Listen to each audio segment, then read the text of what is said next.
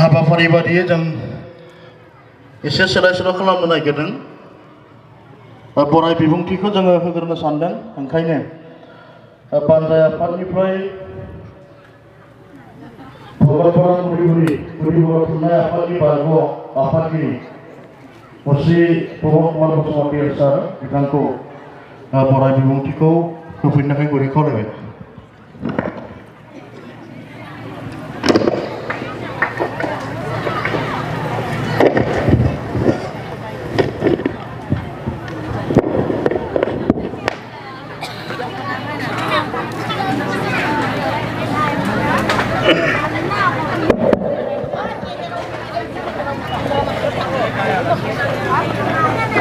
खुंगा 43थि बोसोरारि जथुमा भगतपारा आन्चलिक कमिटि आबसु बेजों लोब्बा लाखिनानै खुंनो लानाय गेवलां मेलनि गेदेमा आफादगिरि जों लोगोसे दिनैनि बे गेवलां मेलावनो हांख्रायना लाबोजानो हानाय मानगोनां दुलाराय बर' फरायसा खौसे आफादनि गाहाय नेहाथारि मानगोनां नोंथां जों लोगोसे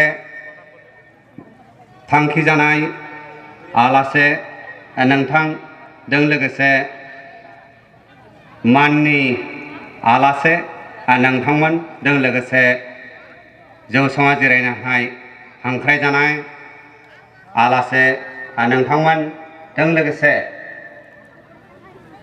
भगतपारा 1 नं कसारिपारानि भगतपारा आन्चलिक आबसुनि बोसोरारि जथुमाखौ बानजायनो लानाय मानगोनां गामिनि रायजो राजा नोंथांमोन दिनैनि मेलखौ जाफुंसारनायाव मदद होनो हानाय गासै ओनसोलनि फरायसाजों लोगोसे बोराइ बेन्थ' रायजो राजा नोंथांमोन जों बे समाव हाबाफारियाव थानाय लेखा जों बानजाय आफादनिफ्राय बिथांमोनखौ जों आलासि बिथांमोनखौ जों बरायना लानो सानैनो जोंनि 1 नं कसारिपारा गामि रायजोआ गोजोननाय फोरमायदों। बे जाना थाबाय जोंनि मोनसे जारिमिनारि गामिनि थाखाय मोनसे हाबाफारि जाना थाबाय होननानै जों गमामायै आं गासै जोंनि गामिनि रायजोनि जानानै आं गोजोननाय फोरमायदों।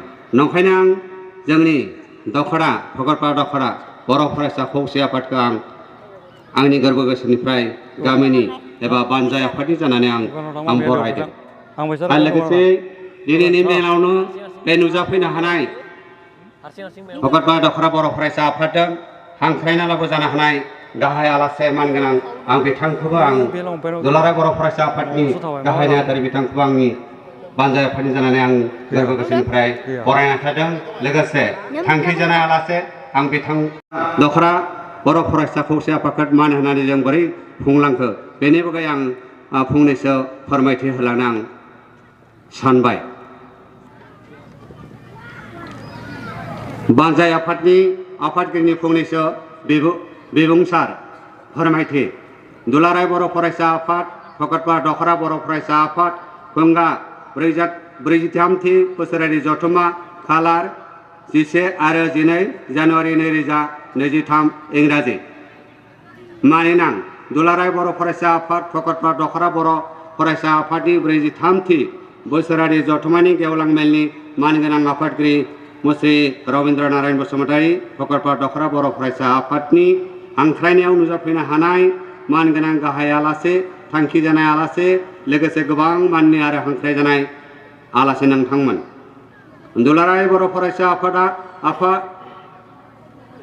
आफाद भगतपारा दखरा बर' फरायसा आफादा बोसोरफ्रोमबो दाब दाब गामि एबा जायगायाव खुंबाय थानाय बायदियै बोसोरारि जथुमाखौ खुंनो थाखाय देग्लाय बोसोराव 1 नं कसारिपारा गामि रायजोनि बानजायनायाव खुंनो थाखाय थिरांथा खालामदों। बे जथुमाखौ बैदि बोसोरनि जानुवारि दानाव खुंनायनि बाथ्रा थि खालामदों।